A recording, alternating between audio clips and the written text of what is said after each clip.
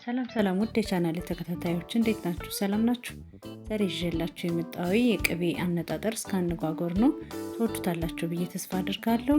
ለቻናሌ አዲስ የሆናችሁ ሰብስክራይብ፣ ላይክ እያደረጋችሁ ቤተሰብ ይሁኑ። አሁን ወደ አሰራሩ እንሄዳለን። በመጀመሪያ እዚህ ጋር ያዘጋጀሁትን ቅቤ እንደምታዩት 2 ኪሎ ነው ያዘጋጀሁት። አሁን አነጋገሩን ነው ማሳያችሁ። እንደምታዩት እጄ እያቀለጥኩት ነው ያለሁት።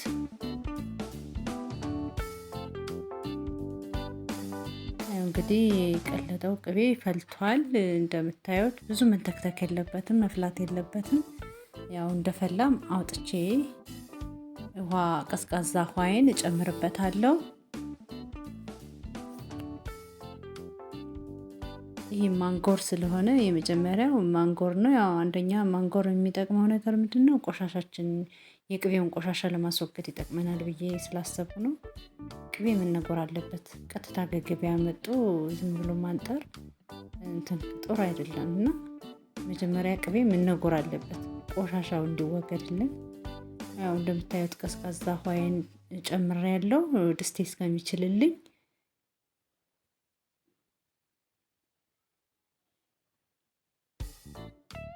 አሁን እንደዚህ ካደረኩ በኋላ ለ3 ቀን መቆየት አለበት። ያው ሲቀዘቅዝ ፍሪጅ አስገባዋለሁ። እንግዲህ ቅቤ ከ3 ቀን በኋላ ይህን ይመስላል ረግቶ። አሁን ቆሻሻው እንዴት እንደማስወግደው አሳያችኋለሁ። እስከ መጨረሻው ተከታተሉኝ።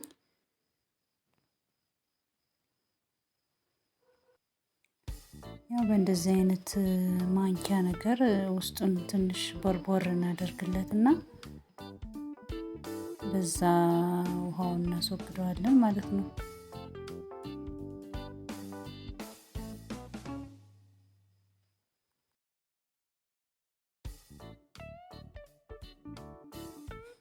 ያው እንግዲህ በእንደዚህ አይነት መልኩ ቆሻሻውን አስወግደናል። አሁን ወደ አሰራሩ ደግሞ እንሄዳለን፣ ወደ አነጣጠሩ። እዚህ እርጥብ ቅመሞች የሚያስፈልጉን አለ። በሶ ብላ፣ ነጭ ሽንኩርት፣ ዝንጅብልና ቀይ ሽንኩርት፣ ጤና አዳም ያስፈልጋል። ከእርጥብ ቅመሞች ደረቅ ቅመሞች ደግሞ ከሙን፣ እርድ፣ ጥቁር አዝሙድ እና ኮረሪማ ያስፈልገናል። አሁን በመጀመሪያ እዚህ እርጥብ ቅመሞችን በመፍጫ እፈጫቸዋለሁ። ትንሽ ገርደፍ አድርጌ ፈጭና ወደ ቅቤ ይቀላቀላለሁ። በደንብ እንዲዋሃድልኝ ስለፈለኩ ነው።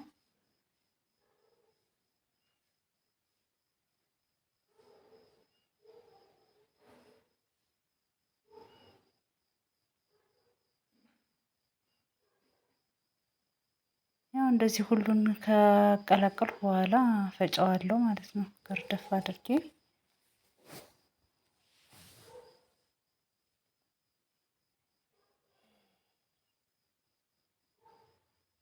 እሺ አሁን ቅቤን እዚህ ጋር ጥዳለሁኝ። ቅቤን አቀልጣለሁ። ሲፈላ ቅመሞችን እጨምራለሁ፣ እርጥብ ቅመሞችንም ደረቅ ቅመሞችንም። አሁን እዚህ ጋር ገርደፍ አድርጌ የፈጨሁት እርጥብ ቅመም አለ። ያን ወደ ቅቤ እጨምራለሁ።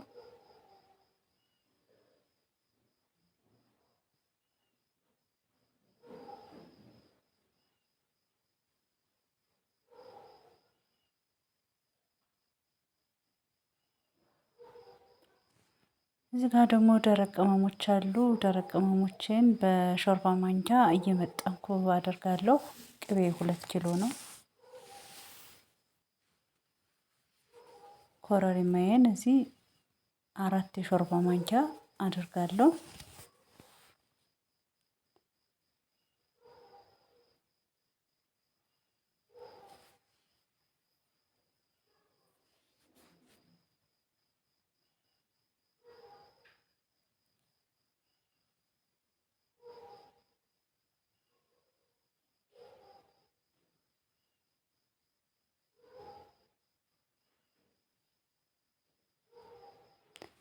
ጥቁር አዝሙዴንን 2 የሾርባ ማንኪያ አደርጋለሁኝ።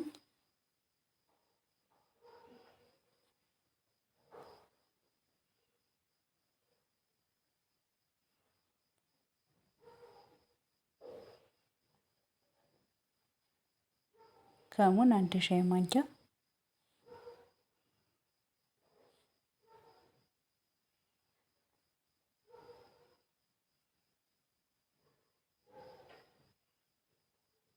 እርድ ግማሽ የሻይ ማንኪያ፣ ይቅርታ ግማሽ የሾርባ ማንኪያ ልል ነው፣ ይቅርታ።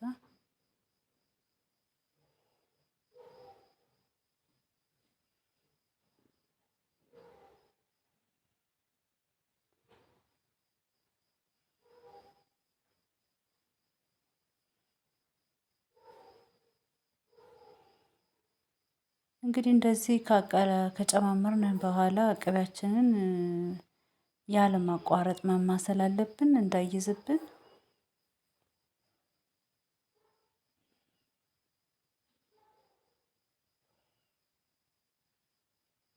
እንደዚህ አድርገን በደንብ አድርገን ትንሽ እስከ አረፋው ክትት እስከሚል ድረስ አረፋውን ነጭ አረፋ ነገር አለ እሱ እስከሚጠፋ ድረስ በደንብ አድርገን እናንተከትከዋለን።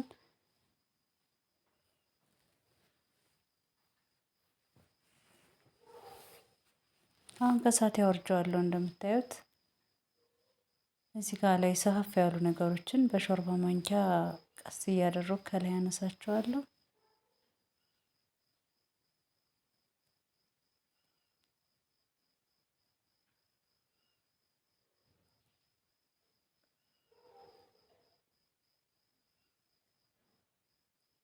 ሽታው በጣም ነው ደስ የሚለው። በስመ አብ በጣም ነው ደስ የሚል።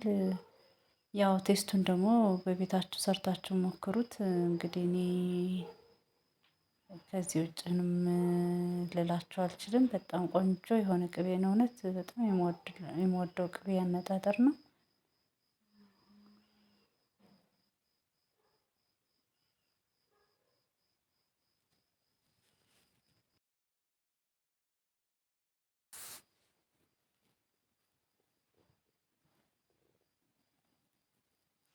ያው ቅቤ እንግዲህ እንደምታዩት ኮለል ያለ ነው። አሁን እንግዲህ በማጥለያዬ ወደ ቀይ ገለብጠዋለሁ። ቪዲዮውን ስላያችሁልኝ በጣም አመሰግናለሁ። በቀጣይ ቪዲዮ እስከምንገናኝ ቻው ቻው።